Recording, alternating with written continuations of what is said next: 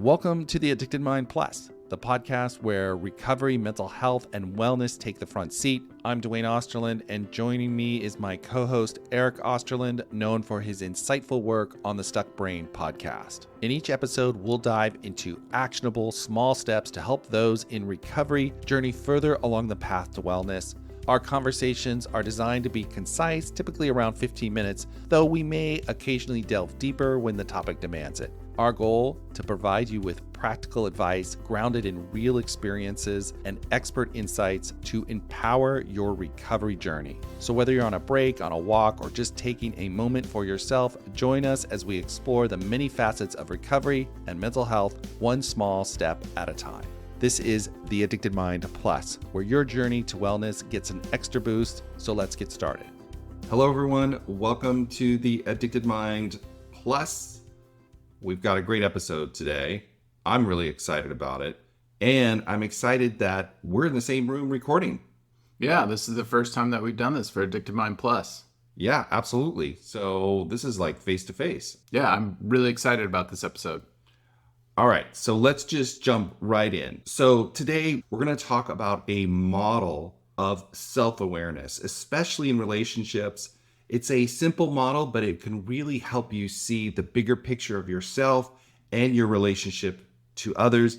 It's called the Johari Window. So think about times that you've made decisions in your life, only realized later that you were reacting to a part of yourself that you didn't see, you didn't know.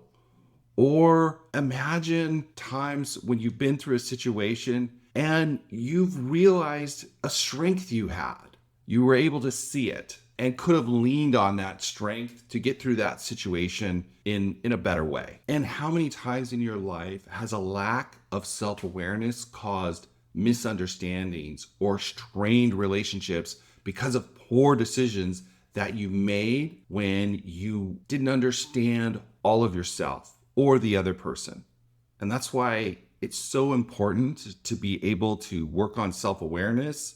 And there's a lot of consequences that we face when we don't understand ourselves. And even if you're doing well, you can always move forward. You can always grow. And the Johari Window is a way to visualize yourself and learn about your blind spots and grow and move forward and become a stronger, better person. This definitely helps in recovery.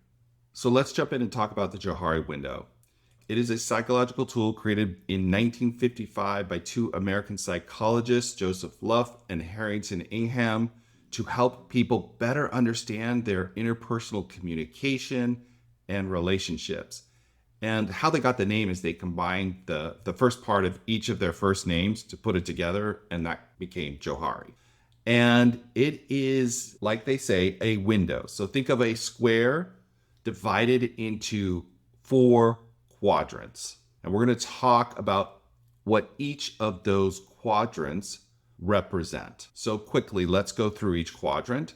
We have the open area, the blind area, the hidden area, and the unknown area. So once again, think of a window, a square, broken into 4 quadrants, and each of those quadrants are in each of those areas. Let's dive into quadrant 1.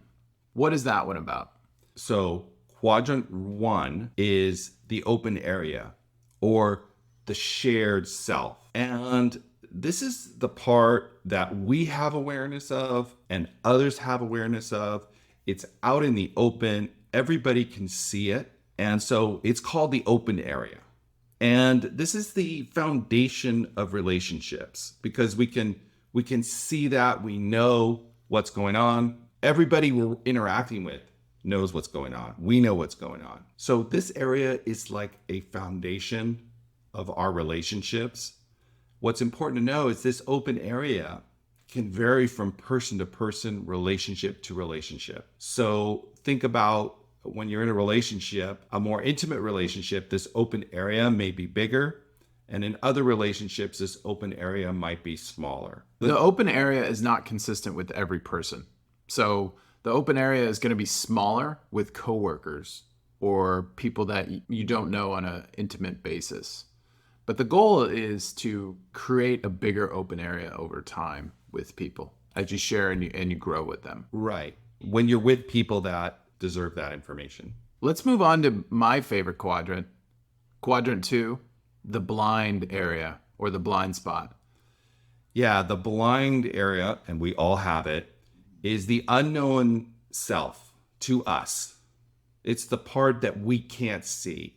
Imagine how often you've been out and you know other people and you can see a spot in their life that they're missing, that's blind to them, that they can't see. And you can see them responding to something and them not realizing that this is their blind spot. We all have them. We all can't see them, but we can gain more awareness about them. And what's really important about this area, especially in recovery, is our blind spots can get us stuck or get us in trouble if we don't see them. And what's important to be able to do is to be able to have others in your life that can kindly and compassionately point out some of those blind spots to us so we can see them. That's why I think it's so important to be able to have a recovery community, because people who care about you can give you that information that you might need to hear about yourself that maybe isn't always the best and painful, but we need to be able to see it. I think that's really important. But I want to highlight something else here too. Often in our blind spots, it's not just about negativity. Sometimes we're blind to our strengths. Sometimes we don't see our strengths. And having people, once again, who care about us and want us to be our best selves, they can point out that strength. Do you realize you're really good at that? Or you're really good at that over there or this over there? And you want that too. So our blind spot can be both negative and positive. And I think it's important to remember that as well. Absolutely. And then you can take that blind spot and start working on moving it into the open area. Yeah. Yeah. So once you know that strength, you can start to put that out there and start to use that as an asset in your life. The next quadrant is called the hidden area. And this is the area that we know about, but no one else knows about. And this is something we may choose to keep private from others, but it could also be secrets that we're holding on to that we may need to express or talk about. It can be feelings from past experience, fears, ambitions even, or vulnerabilities. And sometimes we keep those hidden because we're afraid to put them out there. We're afraid of the consequences. If there's something in our life that we feel a lot of shame about, we may want to keep it hidden and we may want to keep it secretive, but that could also be a burden to us too. So we want to bring some of this hidden area out into the open area. And when I say that, I want to say that with a lot of caution too, because not everybody deserves to get that information. We want to do it with safe people, maybe like a therapist that we can share it with, that can hold that space for us as we move it into the open area. And once again, as we were saying earlier in this episode, each relationship is different when it comes to interacting about this window. Sometimes our open area in certain relationships it's going to be smaller, and it should be smaller because that's safer. When I look at the Johari window, I'm also looking at our relationship with ourself. And I think with ourself, we want to make that open area bigger. Yeah, with ourselves. So bring some of those hidden things to the surface. That's what a good therapist or coach or support will do. You can move that hidden area into the open area with yourself. But you're absolutely right. You don't want to have a giant open area for everybody. Like if you're in a business meeting, maybe you want to keep that a little bit smaller. The nice thing about the Johari window is it gives us a visual concept of ourself, and then we can kind of prioritize, what do I want to share with this person? Am I missing some blind spots? Am I hiding stuff from myself or my partner? It's a visual way that we can see this stuff and work through it. So it's another tool to put in your toolbox to start working. Yeah, and I want to also take that back to the positive realm as well. So think about sometimes you have ambitions that you're afraid to express. And maybe that's something you could do with a coach that would help you take that hidden ambition kind of keep it secret, don't let anybody know, and move it into the open area where you're going to get more support, where you're going to get more help to achieve that. So I think it's really important to conceptualize this on both a positive and negative spectrum, because those both can help us, the difficult parts and also these parts of us that we want to exceed at. But we need to make them known, because we can grow from that. Yeah, because we're scared of that or intimidated by it. Now let's move on to the fourth quadrant. Yeah, this is the unknown quadrant. This is the most mysterious quadrant because it contains element of ourselves not known to us or others. It's like our deep unconscious. And this might include latent abilities, unconscious motivations that we don't know about, maybe even suppressed memories from trauma. We can't see it and others can't see it. But what I would say is I think, especially in a relationship to ourselves, we shrink this unknown quadrant as we are more open to others, and we expand our open quadrant by taking hidden parts of ourselves and putting it out there, letting people give us feedback about our blind spot quadrant. We shrink this unknown area over time. But I think there'll be a part of it that's always there, that you'll always have. It's just part of being human. Absolutely.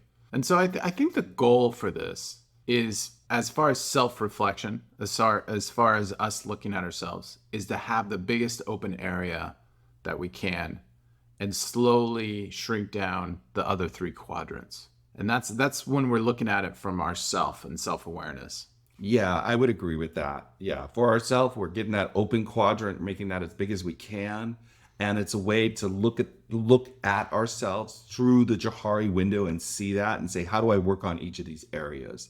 How do I grow that open area? And once again, it's important to realize that that'll be different in different relationships. Not everybody gets the same privilege to see in you, especially if they're not safe people. So you can apply this to a lot of areas of your life.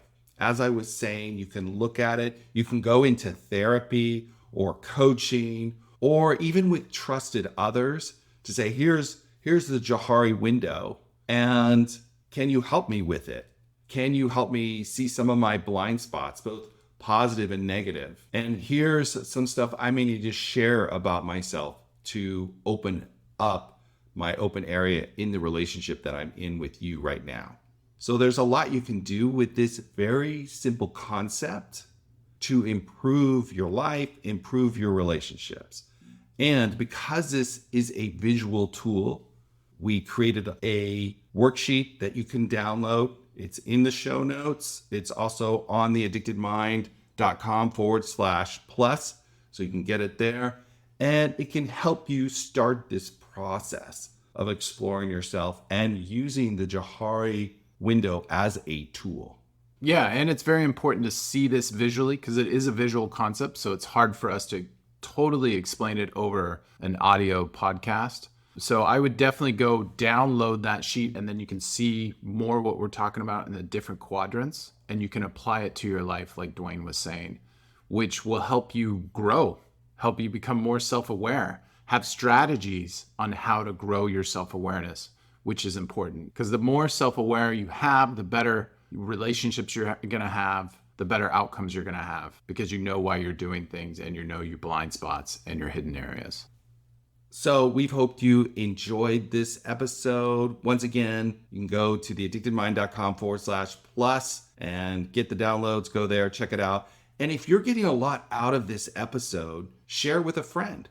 Or what would be really awesome is leave us a review in whatever podcast app you're using right now. Go there, write us a review. It really does help us get found. It helps people find this material, and the reviews mean a lot to us. It's great to see people using this material and improving their recovery and improving their lives. So we love that.